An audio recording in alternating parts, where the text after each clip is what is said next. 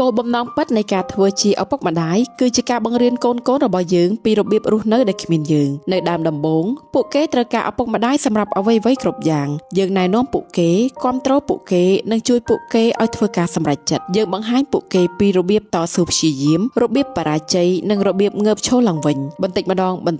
ពួកគេរៀនទុកចិត្តលើកម្លាំងនិងសមត្ថភាពខ្លួនឯងពួកគេធ្វើការជ្រើសរើសដោយខ្លួនឯងចាប់ផ្ដើមដោះស្រាយបញ្ហាដោយមិនរងចាំយើងជួយហើយនោះជាអ្វីដែលយើងចង់បានពីព្រោះថ្ងៃណាមួយពួកគេនឹងដើរលើផ្លូវផ្ទាល់ខ្លួនរបស់ពួកគេដោយមានទំនុកចិត្តដោយប្រើមេរៀនដែលយើងបានបង្រៀនពេលវេលាដែលគេឈរដោយខ្លួនឯងមិនមែនជាការបាត់បង់កូនរបស់ឪពុកម្ដាយនោះឡើយវាជារង្វាន់វាជាសុភមង្គលនៃការឃើញកូនក្លាយជាមនុស្សឯករាជ្យមានសមត្ថភាពនិងភាពប្រកបប្រជាអំពីពួកគេយើងមិនត្រូវចិញ្ចឹមកូនឲ្យពួកគេនៅជាប់ជាមួយយើងជារៀងរហូតទេយើងចិញ្ចឹមដើម្បីឲ្យពួកគេអាចប្រឈមមុខនឹងពិភពលោកដេញតាមក្តីសុបិននិងកសាងជីវិតគ្រប់ជំហានដែលពួកគេលែងត្រូវការយើងចូលទៅជួយនោះហើយគឺជាភាពជោគជ័យពិតប្រាកដនៃការធ្វើជាឪពុកម្ដាយ